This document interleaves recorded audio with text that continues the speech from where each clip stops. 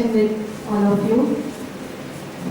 काश मैं मौन होकर मौन को समझा पाती, because I am very much comfortable and मौन बोलकर मैं अपने अच्छे से आई डोंट थिंक एक्सप्लेन कर पाती हूँ, so but still I try. ये जो किताब है ये निर्मला सेवानी जी ने लिखी है, जो कि हमारी जयपुर की ही है और ज्योति नगर जयपुर से बिलोंग करती हैं वो।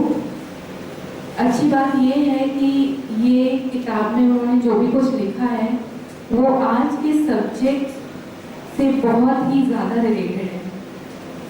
हमने यहाँ पे कलर, ज्योतिष और एस्ट्रोलॉजी सब चीज़ों पे बात करी है, तो इस किताब में भी यही सब कुछ है।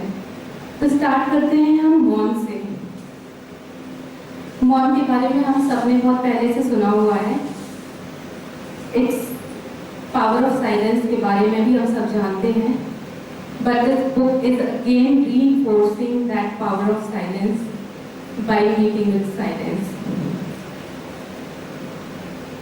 Why मौन रह के हम अपने आप को इंट्रोस्पेक्ट कर सकते हैं, हम अपने आप को बहुत बेहतर तरीके से समझ सकते हैं, कॉन्शियसनेस हमारी डेवलप हो जाती है और सेल्फ अवेयरनेस आ जाती है।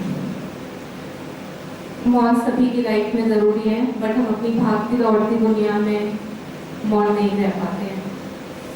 जैसे कि अभी थोड़ी देर पहले लाहौर सर ने बताया कि मेल्स जो है बहुत स्टेबल होते हैं, फीमेल्स थोड़ी अनस्टेबल होती हैं। इस बुक में भी कुछ ऐसा ही सा दिया हुआ है। हम घर में देखते हैं कि जब कुछ भी बात हो रही होती है हमारे आसपास, तो जो फीमेल्स होती हैं वो बहुत जल्दी आंसर देने के लिए आगे रहती हैं, बहुत जल्दी बोलती हैं, लेकिन जो मेल्स होते हैं वो दूर से ऑब्जर्व कर रहे होते हैं, वो कुछ बोलते नहीं हैं, सिर्फ देखते हैं। They are the silent observers, और वो कहीं ना कहीं अपनी एनर्जी को प्योर करते हैं और कहीं और यूज़ करते हैं। बट हम फीमेल्स जो हैं बोल के और बहुत ज़्यादा आगे रहते हैं बोलने के लिए, और अपनी एनर्जी को हियर एंड देयर बोल के थोड़ा सा वेस्ट करते हैं। फिर से मैं आऊँगी कि वाई मौन। हम मौन सिर्फ शब्दों में रहते हैं, हम बोलते नहीं हैं, लेकिन हमारे दिमाग में थॉट्स फिर भी चल रहे होते हैं। शब्दों में एक एनर्जी होती है, दैट्स कॉल्ड साउंड एनर्जी।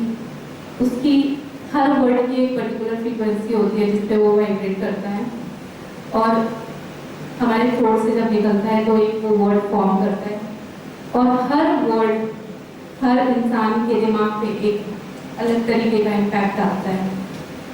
अच्छे वर्ड हमारे माइंड पे पॉजिटिव इफेक्ट आते हैं, और वर्ड्स जो हेट्रेड और जेलसी इन सबसे भरे हुए होते हैं वो नेगेटिव इम्पैक्ट आते हैं। How this happens? बिकॉज वो एक पर्टिकुलर फ्रीक्वेंसी को कैरी करते हैं। हम खुद भी अपने आप में एक फ्रीक्वेंसी से बने हुए होते हैं, और हम खुद भी एक पर्टिकुलर फ्रीक्वेंसी पे वाइब्रेट करते हैं। यहाँ पे प्लैनेट्स की भी बात हुई है। हर प्लैनेट की एक पर्टिकुलर फ्रीक्वेंसी होती है, और हर इंसान उस पर्टिकुलर फ्रीक्वेंसी उस प्लैनेट से रेजोनेट करता है। जिसकी जो फ्रीक्वेंसी होती है वो उस प्लैनेट का इम्पैक्ट उसके ऊपर बहुत ज़्यादा होता है। तो अब हम यहाँ पे आते हैं कि निर्मला जी ने इसमें क्या लिखा है। निर्मला जी में इसमें मंत्रों की बात करी है, बीज मंत्रों की बात करी है। निर्मला जी ने एस्ट्रोलॉजी पे बात करी है। बीज मंत्र, उन्होंने बीज मंत्रों से हीलिंग करी है। बीज मंत्रों को सिद्ध करके उन्होंने फायर सेरेमनी जैसे यज्ञ बोलते हैं, उन्होंने उससे हीलिंग भी करी है बहुत सारे लोगों की। तो वो खुद में 12 ईयर्स में उनको इंसाइट आई थी। वो 12 साल की थी जब वो मौन का इंसाइट आया। उन्होंने सबसे पहला मौन 17 घंटे का किया था, जिसमें उनके पेरेंट्स को लगा कि ये मर चुकी है। सूनर दे रियलाइज कि ये इनकी बेटी मौन में है, तो उस टाइम से उनके अंदर वो एक इंसाइट आ चुकी थी। लेटर ऑन उन्होंने नवरात्रा व्रत करना शुरू किया, फिर वो 35 घंटे का मौन किया, 35 घंटे का किया, फिर 9 दिनों का मौन करने लगी वो व्रत के साथ में। बहुत यंगर एज से उन्हें ये इंसाइट आ चुकी थी। उन्होंने बताया कि हमारे 4 नवरात्रा होते हैं, हमें अभी तक 2 नवरात्राओं के बारे में पता था। हमारे 2 गुप्त नवरात्रा होते हैं, तो जो हम वर्शिप करते हैं वो होते हैं, जो तंत्र साधना होती है वो टोकन नवरात्रों में होती है। उन्होंने यहाँ पे ऑकल्ट साइंस के बारे में बात करी है, मेटाफिजिक्स के बारे में बात करी है। बहुत डीपली पर्सनल लेवल पे उन्होंने हर चीज़ पे रिसर्च की है और हमें एक बहुत ही लेमन लैंग्वेज में समझाया है। हमेशा मेरे दिमाग में एक सवाल रहता है, क्यों? शायद मेरी जनरेशन जो 90s में बॉर्न हुई है वो जल्दी चीज़ों को एक्सेप्ट नहीं करती है, बट हमारे जो पेरेंट्स और फोर फादर्स वो हमारे रिचुअल्स को डायरेक्टली एक्सेप्ट कर लेते थे और उन्हें फॉलो करते थे, बट हम फॉलो नहीं करते हैं। हमें उसके पीछे जो वाई होता है वो पहले पता होना चाहिए, तभी हम फॉलो करेंगे। So this is with me also, जब तक कि वो वाई का आंसर नहीं मिलेगा मैं कुछ भी फॉलो नहीं करूँगी। तो जब ये बुक मैं पढ़ रही थी और इससे पहले भी मुझे एक बात पे आया कि वाई राम क्यों? राम की इतनी पूजा हो रही है, राम का 500 साल इतना वेट किया गया, उसके बाद राम की स्थापना की गई, सो वाई राम? तो मैंने इस पे रिसर्च करी। इस पे जया मदान ने भी बोला कि फेमस एस्ट्रोलॉजर है, उन्होंने भी आके बोला कि वो मैं बताऊंगी उन्होंने क्या बोला। उससे पहले मैं इस चीज़ को ढूंढ चुकी थी कि वाई राम ऑलवेज। तो हमारे 7 चक्र होते हैं, जिसमें एक मणिपुर चक्र होता है जो हमारे नेवल पे होता है। वो हमारी बेसिकली मेटाबॉलिज्म से रिलेटेड होता है, पावर से भी रिलेटेड होता है, ईगो से भी रिलेटेड होता है। तो जो मणिपुर चक्र है उसका बीज मंत्र, जिसपे सीड साउंड की बात इन्होंने भी की है, उसका राम होता है। बीज मंत्र का नाम राम होता है। एंड राम सूर्यवंशी थे और इंग्लिश में मणिपुर चक्र को सोलर प्लेक्सस बोलते हैं। Solar energy related to that Ram energy, and Ram is from Suryavansh.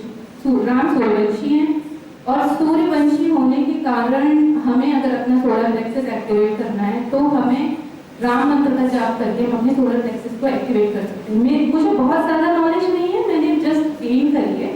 और ये जय मदान ने भी बोला था, दशहरे वाले दिन उनका एक वीडियो आया था, उन्होंने इस बारे में बोला, तब मैं इस बात को रीइंफोर्स करके बोल पा रही हूँ कि हाँ, मैंने जो ढूंढा और जो समझा वो शायद सही है कहीं ना कहीं। और हम अब ये अग्नि चक्र होता है, फायर एलिमेंट होता है मणिपुर चक्र, और फायर एलिमेंट होने के साथ इसका कलर येलो। तो अग्नि को बढ़ाने के लिए हमें क्या चाहिए होती है? हवा। अगर ऑक्सीजन होगी तभी हमारा अग्नि चक्र बढ़ पाएगा। और हवा हनुमान जी पवन पुत्र होते हैं, है ना? तो हनुमान जी को जब हम याद करते हैं, कहीं ना कहीं हम राम मिलते हैं, तो everything is very relatable. Last में टाइम बहुत कम है, मैं बहुत सारी चीज़ें बोलने के लिए हैं अभी, बट मैं कंक्लूड करूंगी जल्दी से। एक चीज़ और मैं आज सुबह रियलाइज हुई, मैं जब निकल रही थी तो सामने मेरे गणपति जी बैठे थे और इन्होंने इनके निर्मला जी के इष्ट भी गणपति जी हैं। ये हर बात गणपति जी से जाके शेयर करती थी। और ओम गणपतये नमः इनका मंत्र था, जिसपे ये गम गणपतये नमः इनका मंत्र था, जो ये बोलती थी हमेशा जब भी किसी को ये इंसाइट देती थी। ये फोरकास्ट भी करती थी, ये दूसरों के थॉट्स माइंड में पहुंच के उनके थॉट्स को रीड करती थी और पास्ट भी बताती थी, फ्यूचर भी बताती थी, बहुत कुछ उन्होंने बताया।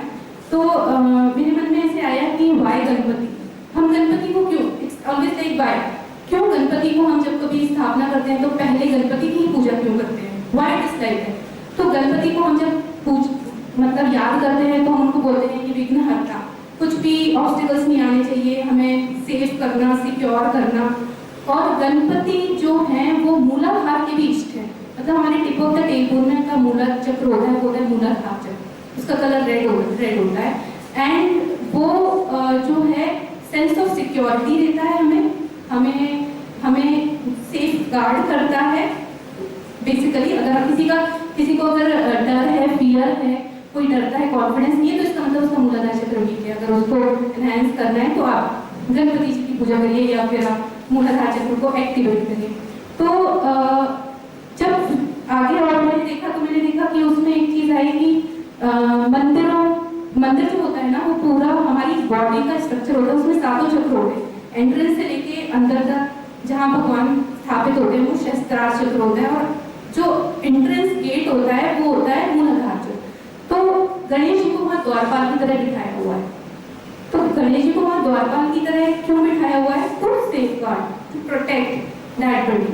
तो ऐसे ही हमारी बॉडी में भी, तो हमारी बॉडी और मंदिर में कोई डिफरेंस नहीं है, सारी चीज़ें बहुत ही रिलेटेड हैं।